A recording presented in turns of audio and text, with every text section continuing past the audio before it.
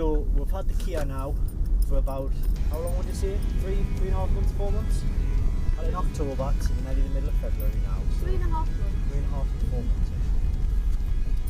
And we're going to talk about the 5 things that we don't necessarily hate about the car, but don't really like about the car, and we would change if we could. So the first thing, you've noticed this as well, haven't you, when driving it? The radio. It's the radio, the DAB radio. I don't think it happens when it's on your normal FM and AM radio. It doesn't, it's just when it's on digital. It's just when it's on your digital radio, so your DAB. Out. And I would say it probably sort of every time we go for a drive, it cuts out every sort of half an hour to an hour. And it cuts out for every 10 seconds or so. And I'm not sure if it's just doing an automatic retune or whatever these DAB radios do when they're functioning. I think it's lost a signal because it does it when I go to work in the car park every time. So do you think it does it do it like at the same location, would you say? Well, it definitely does it when I go to work in the car park. Right. But I don't when you're just driving out on the roads. No, it's random. Because I've noticed it does it quite often when I'm coming out of nursery. What does it? When you're you're in the traffic lights next to the pub. So it does it in that location, and also it does it just randomly as well. But it's dead annoying. It's very annoying. Because we normally listen to, what is it? The Absolute 80s and Absolute 90s. Get it. So that's the first thing that we don't really like about the new Sportage. Alright, so the second thing on the list is the fact that I think this is the 1.7, I think it's called a CRDI engine. So it's a diesel engine, but I think you haven't noticed it really too much. But I think, because I've driven sort of quite a lot of cars, I think the engine in this car is actually quite noisy. Now you're not really going to notice it when you're driving with the radio on, but if you're driving with the quiet on, as you would say, when you're driving without the radio on, and you're sort of putting your foot down, I think the engine is sort of excessively noisy. I know you're supposed to hear an engine. It's not an electric car, but I think this car is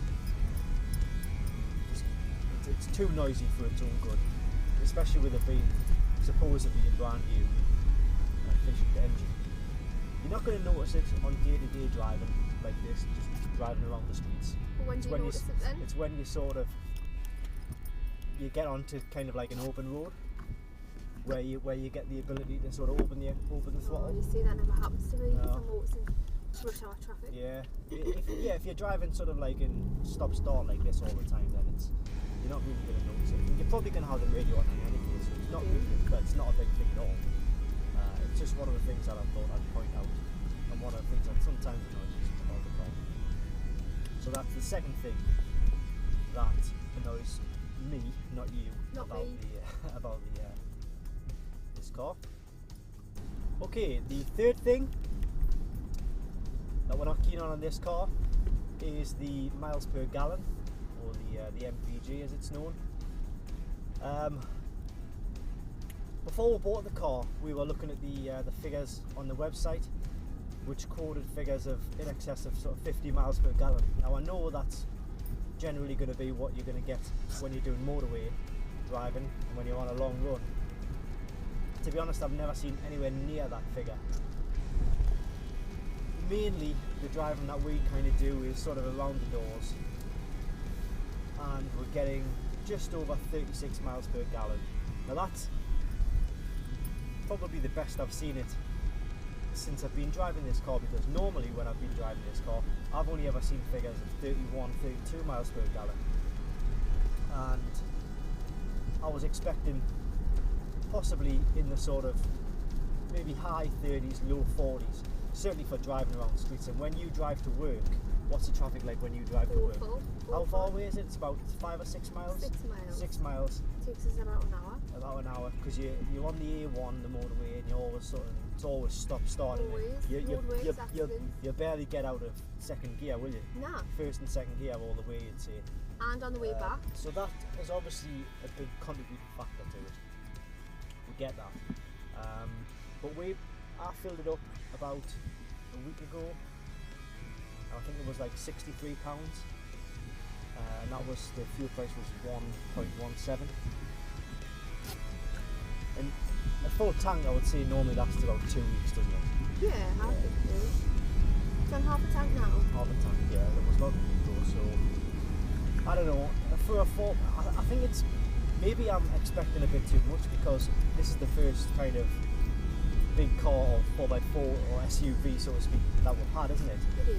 Everything else has been sort of, we've had, well, we had you went from a Fiesta, Peugeot 206 I think it was, then we had the BMW Compact, then the 308, Peugeot 308, so they were all kind of a lot smaller cars. And we had the E-Class, so that was a bit bigger, but it still classed as like a saloon car. But this is the first sort of SUV that we've had, so maybe it's just us not realising exactly what to expect.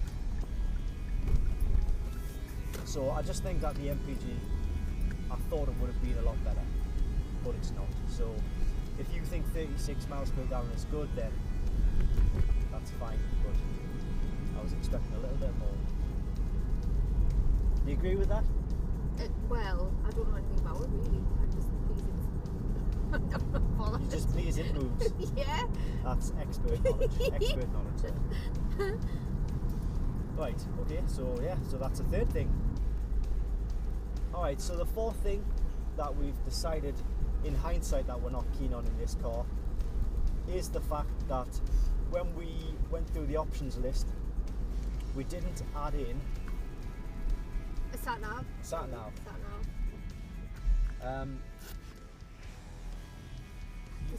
I wish you had. It would have been much more. It would have been handy. I don't know. I just assumed it would come with one. Yeah.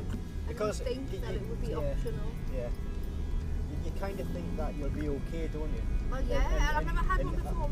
A lot of people have got like sat navs on their phones these days, but it is just so much easier just to point in a few I think coordinates or because it's postcode. brand new, I just assumed that it would come as standard. I didn't think it was an option, but I do wish we had one. Yeah. I wish it was a standard feature. And we went to the Kia dealer and asked, well, we phoned them to ask how much it would actually cost to put it in.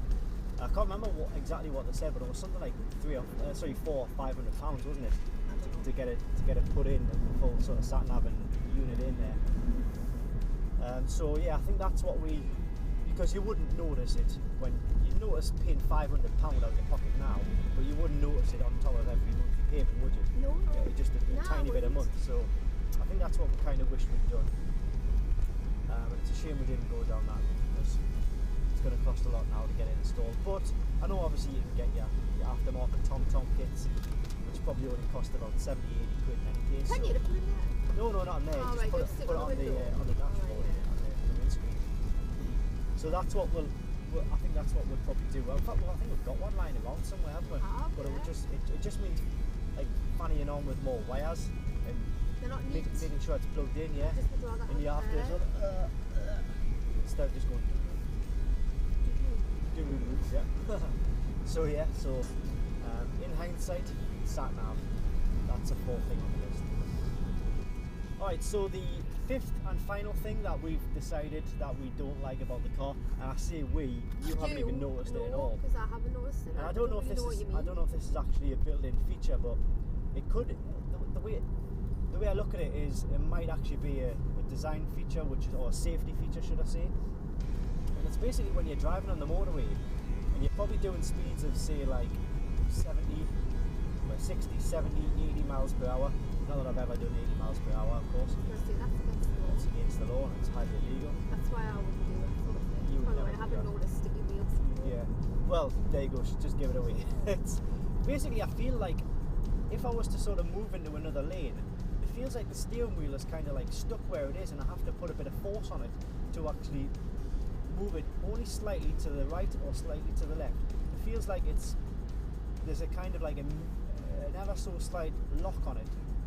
And I think the more I think of it, it might be a sort of a design feature or a safety feature to stop the car from actually veering off into other lanes when you're doing that sort of speed. Do you see what I mean? Well, yeah. Yeah. Mm-hmm. So I don't know. I mean, it would be easy just to put a lane assist function on there, but you've never noticed, because you've drove on the A1 and the motorway, but you've never really noticed it, have you? No, well, no, because I never go fast. It's always like. Yeah, but I mean, When it starts. what I mean is you've done like 60 and 70 mile an hour in it, surely, haven't you?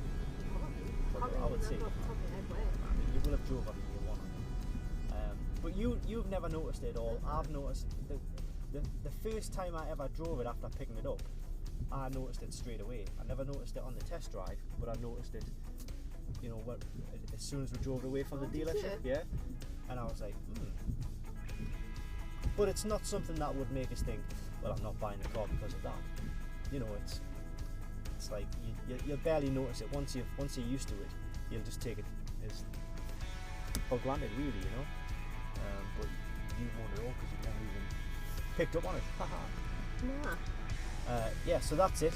So that's the fifth and final thing, and that's it in total, isn't it? It is. It's not that bad, really. Nah, like I mean, we really like the car, but these things that we've picked up on, they're just sort of like niggly little things, and none of these things would, you know, if we knew about these things beforehand, they wouldn't make us think, oh well, I'm not going to buy that car, I'm not going to have that car because of that. It's just tiny little niggly things. To be honest, one of them was preventable ourselves by getting we should have got the sat-nav in, and that would have been preventable. But there you go. We'll also be doing a video on 5 things that we love about this car, because we do really like the car, and it's well, I'll not give it away. Watch the video on 5 things that we love about this car. I'll see you next time. Bye. Bye. Wave bye. Bye. See ya. Bye. See ya. See you later. Au revoir. Auf Wiedersehen. Toodaloo. Bye.